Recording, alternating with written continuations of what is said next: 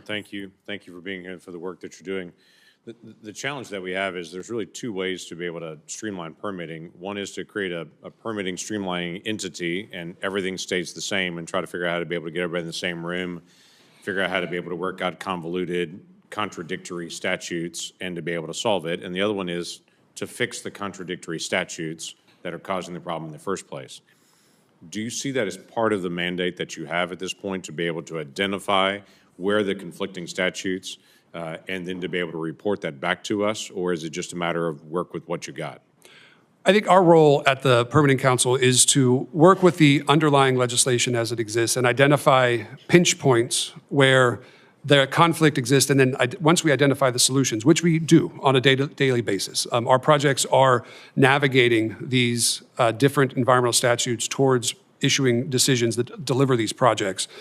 And once we've identified those solutions where there are conflicts, we identify that as a best practice, elevate that, and then share that with agencies to ensure that we don't encounter that same issue again, or that we have a strategy in place to resolve it if it should emerge. How do we get those conflicts, those pinch points that you're getting so that we can determine how to be able to fix those in statute or to be able to come back through regulation to different agencies and say, how do we fix a regulation that is contradictory?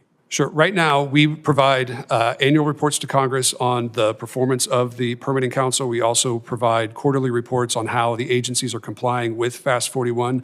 The specific information that you're requesting are not in those reports. Right. That's why I'm asking. Yeah.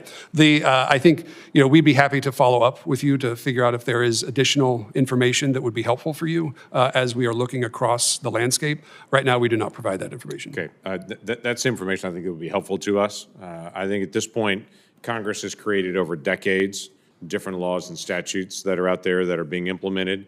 And where there are contradictions over decades, people are trying to figure out how to be able to work around rather than getting it back to us and saying, hey, this is a problem that Congress made. Congress needs to fix it. Sure. I think that would be helpful for everybody. I'm not trying to put you out of a job because there's still plenty of issues that would be dealt with there, but it might make the job easier to not have to try to figure out how to navigate three things that have conflict with each other to be able to solve that. But we can't see that. You see it on a daily basis, and it's not right for the American people for that to be kept from us, and so that we don't have the opportunity to be able to fix it. So that'd be helpful. The categorical exclusions is one of those things that was put in years ago that doesn't seem to have worked very effectively. I know that's under the $200 million mark on it, that's smaller, but it's one of many examples that I see of attempts to be able to help streamline this process that hasn't been effective in the past. It'd be helpful for us to be able to get back both the things to you, what you're working through already, to be able to review legislation to say these things would be helpful, but it'd also be helpful to be able to get the different details on it. GAO recently did a study looking at just the broadband implementation and the permitting issues on that. I know you're not dealing with that a lot right now, but they set a goal to be able to have permitting decisions and such made with 270 days. That's still a really long time. The painful part is they're not making the 270-day even mark. That's the goal to be able to be made, but that's not actually making that goal. When you look at the permitting issues that you're dealing with right now and trying to be able to navigate through, what's a typical time to be able to get through the permitting process of a different projects? And you can pick small to large.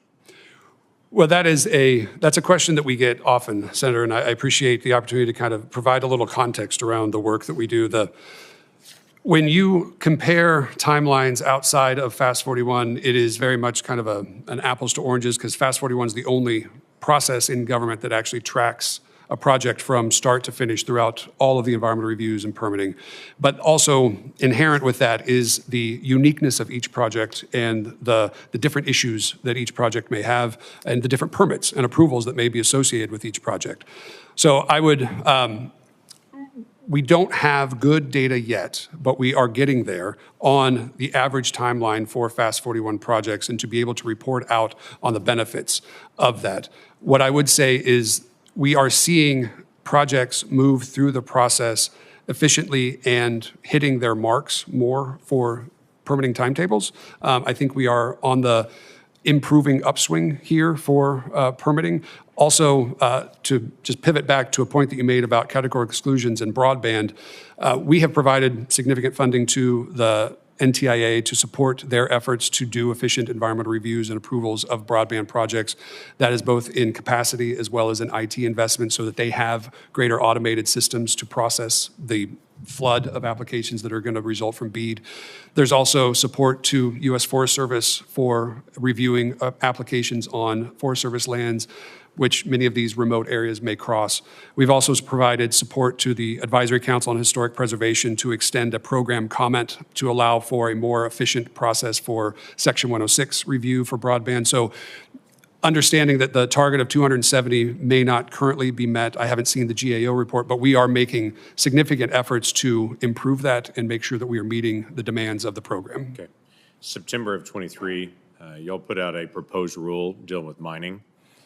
In that proposed rule that hasn't been finalized yet, as far as is that set to be finalized soon, or do you know a timeline when that'll be finalized? We do not have a timeline yet. We are still considering the comments received, and the way that process will work, we will have to have a vote of the permitting council, so all the deputy secretaries will take a majority vote. I have one of the comments in that, so good to You be able to do, yes. hear that. One of the comments was coming from me that I put in actually in November of 23, asking why the narrowing, because you seem to narrow it on the mining portion to critical minerals, which excludes rare earths, excludes gravel, excludes nickel, and lots of copper, lots of other minerals that are obviously very important to our national security and to our economy, were excluded from that initially in the proposed rule.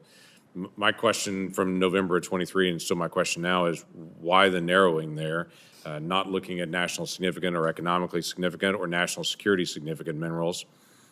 Why that narrowing, and is that a part of the dialogue at this point? It is definitely the part of the dialogue now, and the reasoning behind the proposed rulemaking when it was put out was the administration has really put a laser focus on domestic sourcing of critical minerals because of all the benefits that you've identified, economic competitiveness, national security. And as part of an all-of-government approach to really uplift the domestic sourcing of critical minerals, the rule was seen as a way to prioritize the effort of the agencies towards those projects. Obviously, we received comments back from a number of stakeholders who were shared similar concerns. Many of the concerns were around the narrowing, and we are still considering those comments. As I mentioned, we do not have a timeline at this point for finalizing. Okay, thank you. Mr. Chairman, if I can just make one quick comment on this. If we don't have more copper, we're not going to do electrification. And so I know that's not on the critical minerals list, but if we're talking about electrification, we have to have more copper to be able to do that. And we have to have more rare earth minerals as well to be able to do almost anything in national security or in electrification. So I do get the critical mineral side, but as far as for our economy and our national security, there's a broader swath of minerals that'll be important as well. I'll let you go through all the review process you've got. Thank you. Thank you, Senator Lankford. Senator Hawley, you're recognized.